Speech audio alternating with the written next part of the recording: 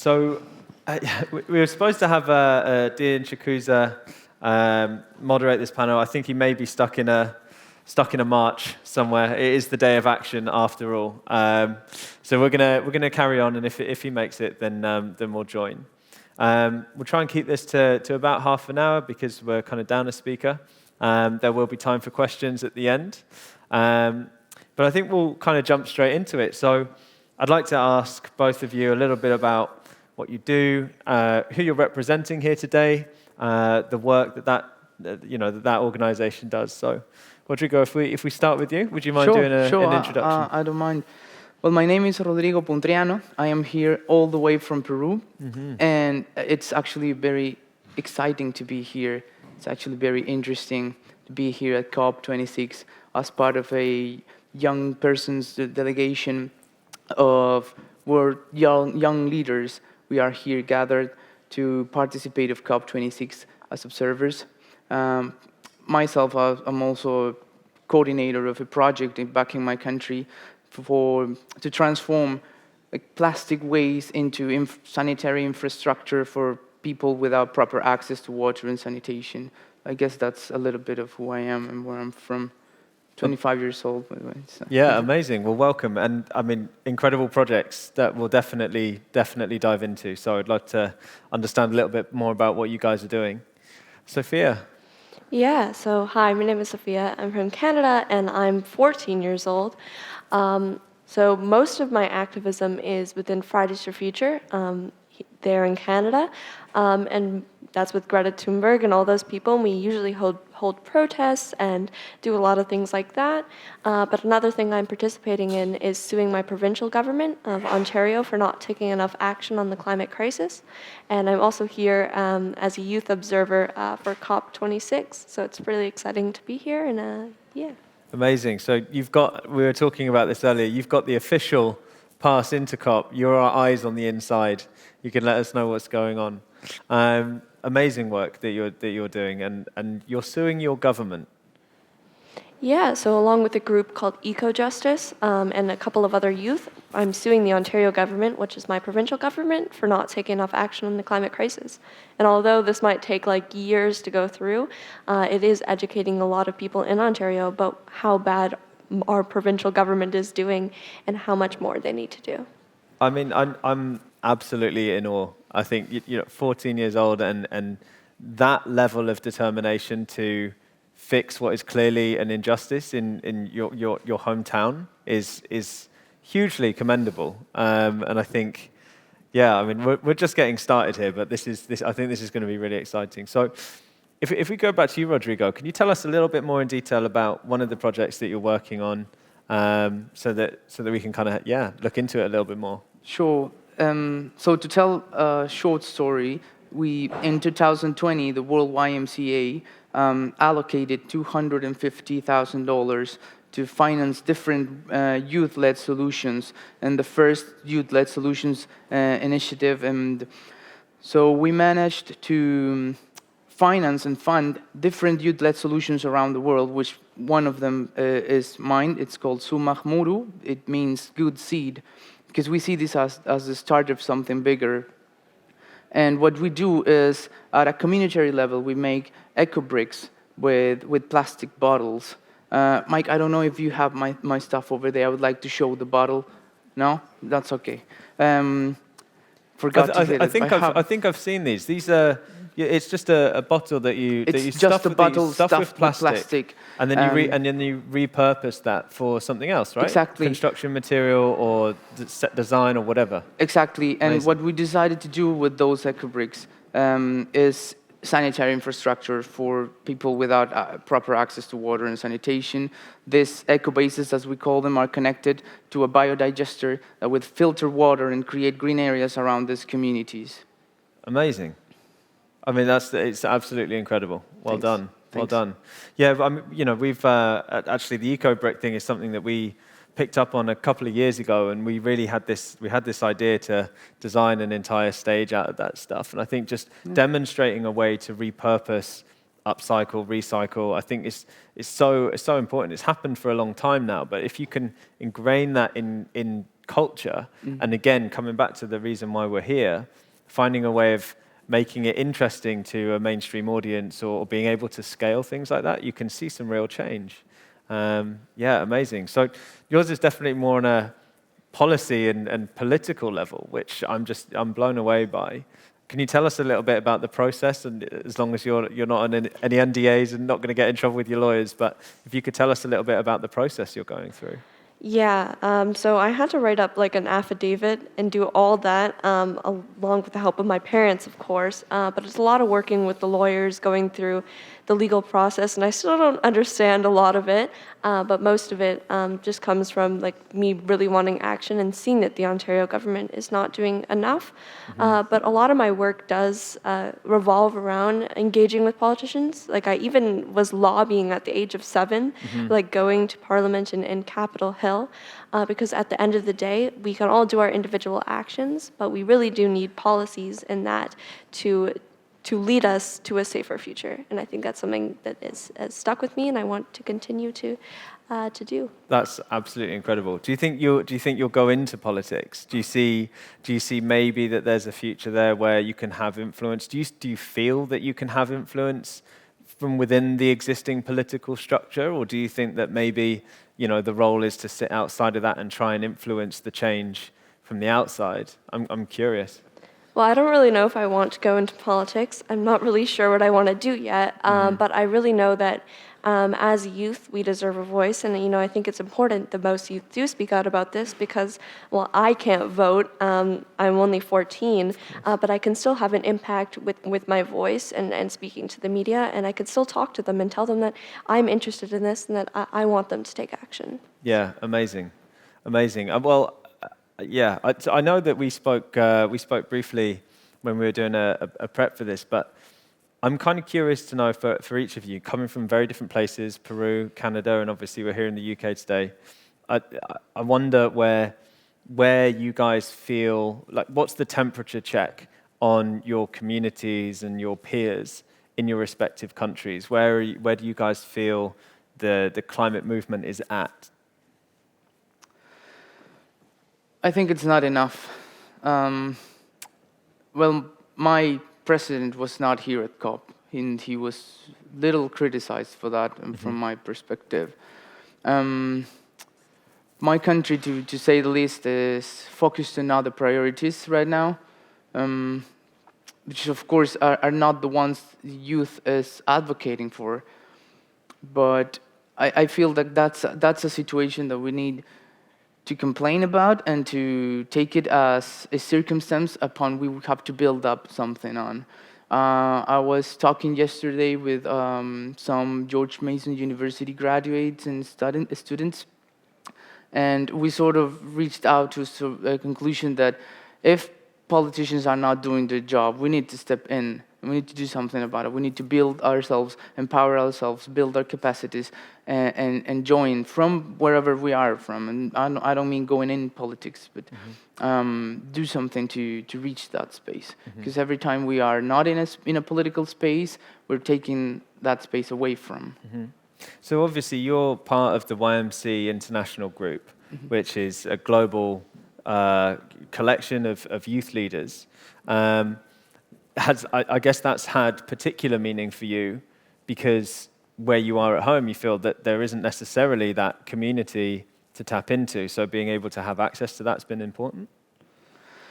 I mean, the YMCA has presence in over 120 countries. Right? So we are a big movement and we have a huge network, and each YMCA has like its autonomy to do different things, and we are over 70 countries that we're working taking climate action locally. So it is on two levels, such as an inspirational one, because networking with these other young people doing something interesting from sports, from music as well, from different from their own backgrounds, to take climate action is very inspiring. And also getting access to a support network where I can showcase my own climate action, where I can get to spaces like this to empower myself, to enrich my knowledge and my capacity. So it is a great support for me, yes. Amazing. Yeah, that's great. I mean, and very grateful to be kind of working with you on this and working with the YMCA for this event. And I guess similarly for you, Sophia, so being part of Fridays for Future movement, how do you feel it sits within your kind of community and your peers back home? Do you feel that there's a bit more of a sense of that happening and there's a movement? Just interesting to know. Yeah, I feel like in Canada we can see there are a lot of youth that are getting involved and are stepping up, especially before COVID. There were like millions and thousands of people out in the streets fighting for their future back in like September 2019. But as we could see, Justin Trudeau here at COP is saying that he's going to take action, and he's making these promises, and he even called for a global carbon pricing act, which is all very exciting.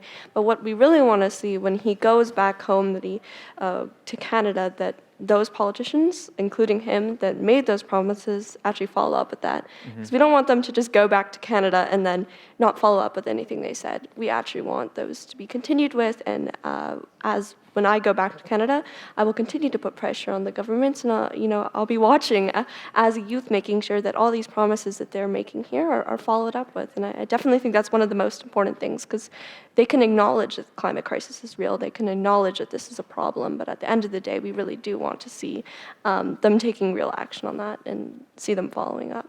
I mean, absolutely. But let's just look at the journey, zooming out for a second, the journey that it took to get to the point where governments were acknowledging the climate crisis. That's the work that Fridays for Future were doing is so pivotal in that moment happening. So, I mean, round of applause, I think, for that, because actually, I think being involved in those movements, maybe you're at the coalface, maybe you don't recognize it, but I think it's so apparent to see that if it wasn't for those things happening, we wouldn't be sat here hearing their declarations today. There may be promises, and some of them might be empty, but I think without that passion and enthusiasm and dedication to it, we probably wouldn't even be here now. So, that's, I think, just on a personal level, I think that's incredible. So I guess, where are we at? What I'd like to know now is, what are you working on that's going to help shape the future for, either the projects that you're working on, the people that you're involved with now, the organization? Where's it heading? And, what's your vision what's your positive vision of the future? What does it mean, and how do we get there? I believe we're shaping the present. I mean, the future is coming, but we are, as young people, we are the present. Children are the present as well, are the future as well. So, for me, I guess, to scale this sort of, I'm going to talk about youth-led solutions because that's where my background, right? So I do believe that it is crucial, it's vital that we start investing in youth-led solutions.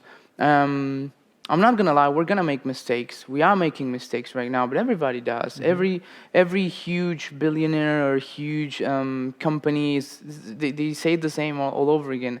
I wouldn't be successful if I hadn't had failure.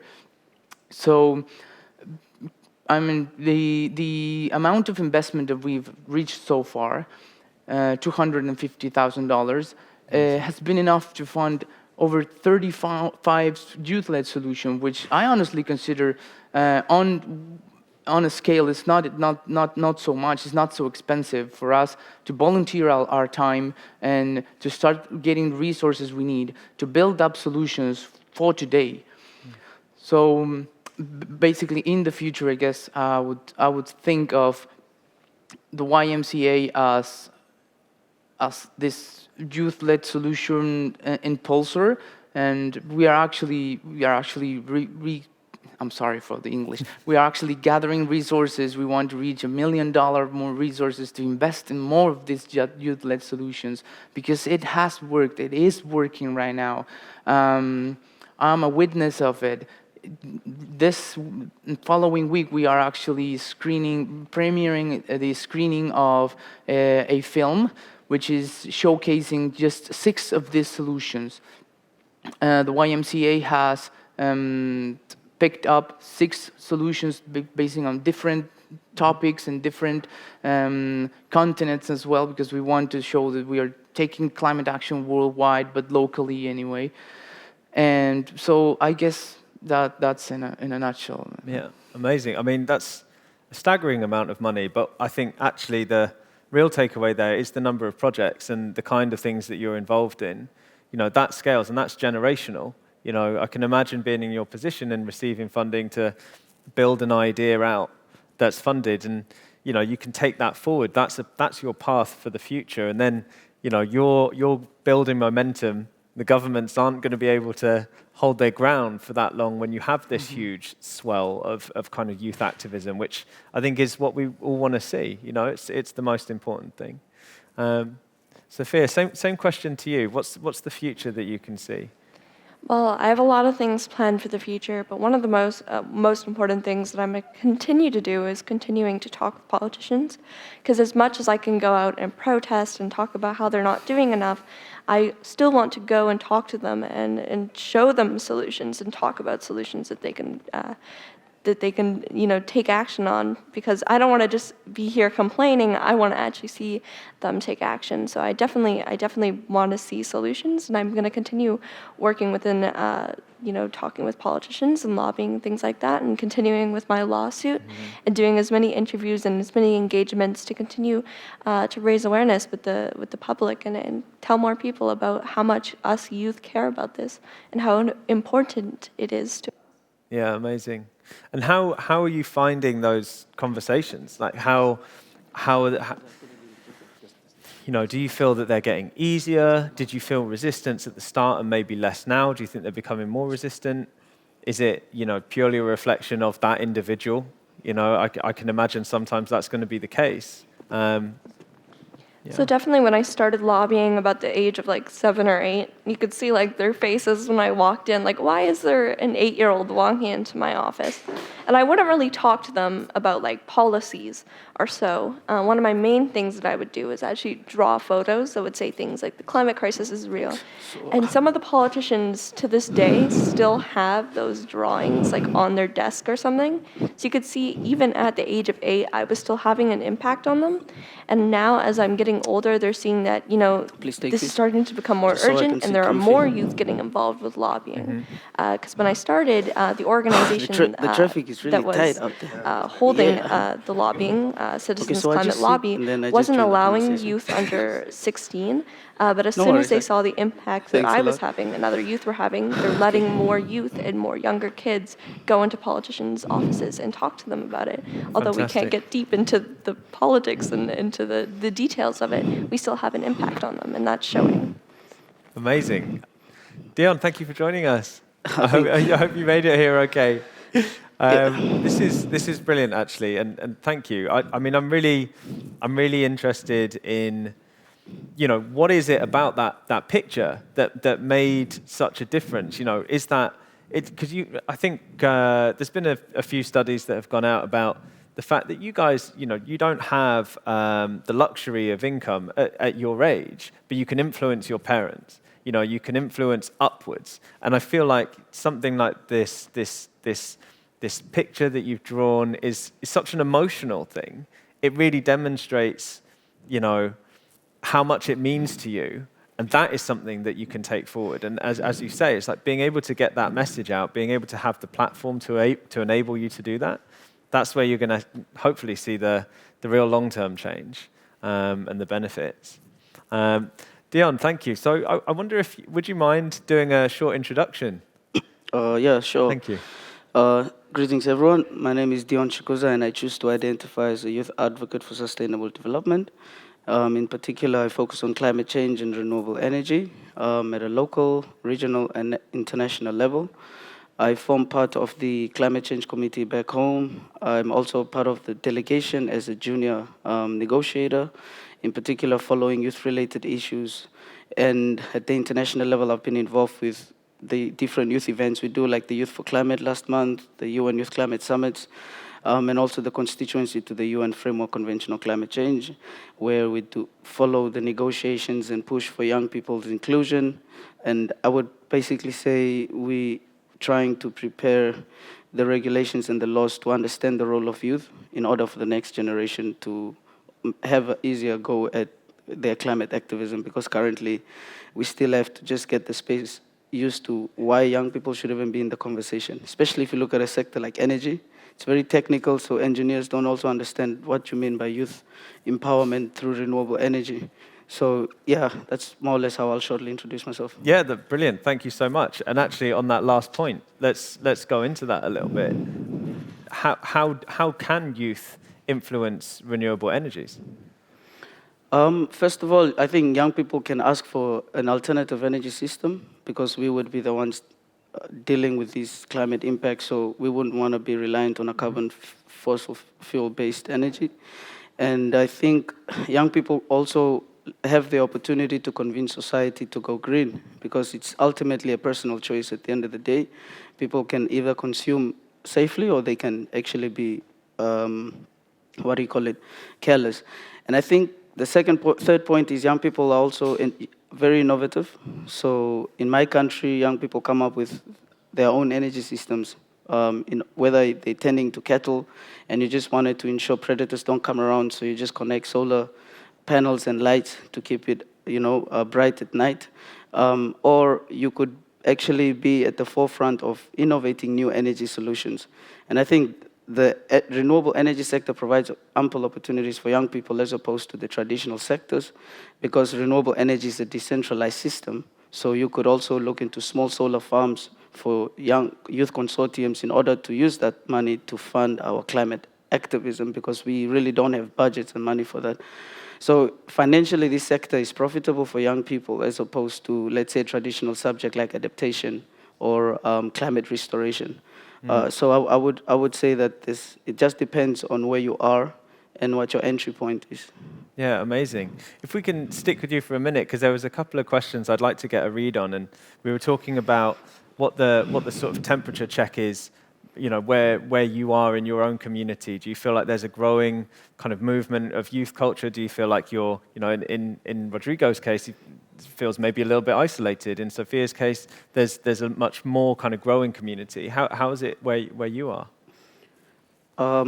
We have this historical injustice where we experienced both genocide and apartheid. So that means we have a duality in our society.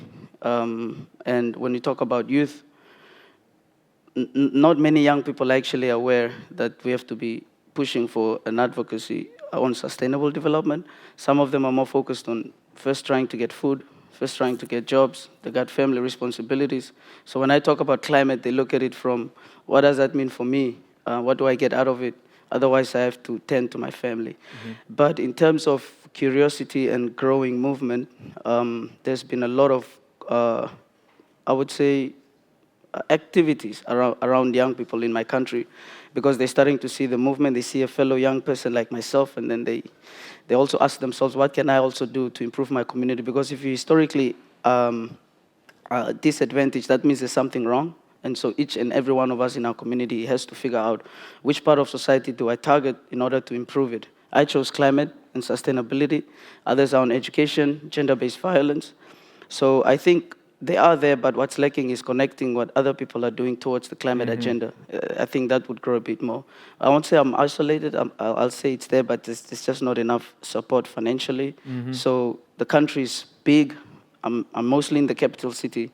I rarely get a chance to go down to the villages and constituencies on the ground level, but I've noticed the youth down there are more interested to join than the youth in the urban areas. Interesting. Yeah, I mean, I guess maybe that's a product of consumerism and capitalism in the bigger cities. I think that's generally what you see. And actually, if you're out in a more suburban area, you're going to be more connected to nature, and that's kind of where our roots really are. There's something in what you said actually, which is, if you're going to talk about climate to the people back home, they're going to ask, well, what does that mean for me? And actually, given that you're coming from a place that has got such historic issues, and that's relevant to most of the world, right? We have to accept that the whole world has gone through those struggles. In some places, it's much worse than others, but it's still a valid point. And actually, it's something that we should ask for us to get it right. You know, when you're talking to someone, maybe it's about meeting someone where they're at and working out actually how does it benefit them, and then crafting the conversation around them. So I'd be interested to know, you know, when you are having conversations with people, what's your approach to making sure that, or at least in the projects that you work on, how do you make sure that there are clear benefits for people and that that's kind of communicated? Because surely if you can demonstrate that there's a clear benefit for an individual, it should make the conversation a lot easier. So I guess, you know, it's kind of the communication with people, but also what are the benefits, what are the clear benefits from the things that you're working on? Mind if I start? Yeah, go for it. Well, I don't know if I mentioned, but I actually studied communications for development.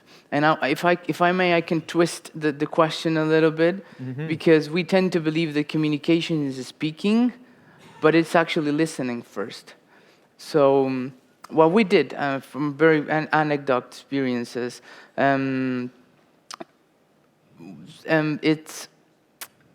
we listened to the community that we were going to talk about, to work with. I'm sorry. We went there, we gathered some information, we talked to them about how they were feeling about having a community sanitary facility, right? The community bathroom. It's not very common. It's not something that many people is used to. So we kind of were concerned: is this going to work, or do we have to take another approach, like an individual bathroom, one in each of these people's houses? We saw that it was possible, and we went for it because it was the possibility to create community around the bathroom as well. And then it was a question of where do we do and how do we produce the eco bricks. And we decided to do it at a community level, not in the same place because they do not have access to water and sanitation appropriately, and the plastic needs to be clean and needs to be dry. So we said we want to produce a little bit over there just so we can have learning sessions with them and they can know how to make this eco bricks. And we learned just as much as they did from us. So it was very interesting on how you communicate, not telling others. You communicate by creating a link in between people. And in the last panel, Aurora was sort of talking about it from her artist perspective, like how you create something, a moment in where you are sharing something with others. And I believe that has to apply for climate change as well. It's not about us having knowledge or experience or whatever it is that we have. We need to get a dialogue and share and make sacrifices as well. We're not always going to get it the way we want it, such as individual or communitary, but we need to sort it out. And communicate means listening and talking at the same time. Yeah, I mean, it seems so obvious, and I think that's what we're made to do, right? This is the way that we have evolved as people. It's exactly this method. Maybe that's something that we've lost. Maybe that it's something that can only be done at a community level. So it's brilliant to hear that that's kind of how you are reaching your conclusions. It's amazing market research if you want, but it's more of a dialogue. It's really fascinating, and that's how you come up with the solutions together. Sophia. So when working within the community, and we're trying to get more people involved, and we do have a big youth group here that are very that are concerned for their future. But I think one of the hardest things is trying to get older adults or adults involved, because what is the point of them doing this if they're not going to be alive when this hits the hardest? And what I mostly talk about is like the legacy and what they're going to leave behind. I think a lot of them may have children or grandchildren or animals that they care about, that they want to leave a better future for, because that's what's most important. When you want to leave this world, you want to know that you made it a better place and that you had an impact on the people around you, a positive impact. So I think that's one of the biggest things that we try to get across to people, is that if you don't take action, what are you leaving for the next generations? What are you leaving for your grandchildren or the animals or whatever really matters to you? And I think that really gets more adults involved and gets more people interested in trying to do more and caring a lot more about what they're going to leave and what impact they're going to have on this world. Yeah, fantastic. Thank you. I think we're nearing the end. I'd like to get a few questions in. I don't know if we've got the mic. He's ready. Look at that. So if anyone's got any questions, one at the back. Yes, please.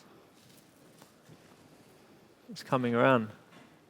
This has been really amazing. Thank you, guys. I feel Thank you. very privileged. Thank you. You're all Thank you. Thank you. far exceeding anything I could have ever done at your age. So yeah, amazing. Hi. Oh, yeah.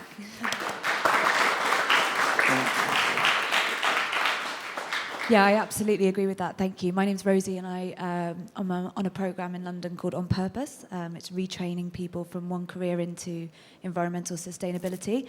I'd really like to. Where should I start? Sorry. I've noticed while I've been here that there's a real sense of an intergenerational divide.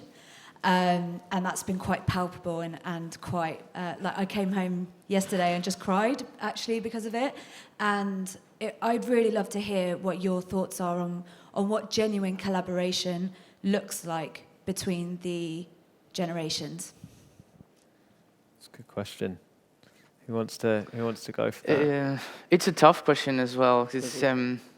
I was in this policymaking for future generations panel the other day, the Green Zone, and there was this representative of a government, I think, and he asked the panel, I am very interested in integrating youth in this and that activity, but they're just not interested. How do I get them to collaborate? How do I get them to come?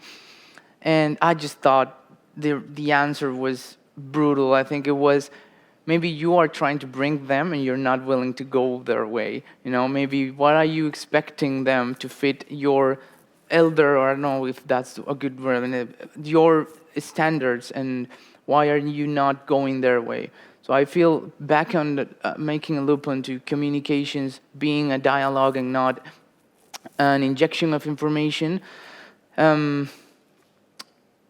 There's no solution for such as this, because it's not a problem. I know if I'm understood what I mean. If it's like, if things were balanced, which are this balanced right now, the only way to get them balanced is to get them real near the end, the middle point. So we both have to make sacrifices probably, and us youth need to be very clear of what we're not giving away.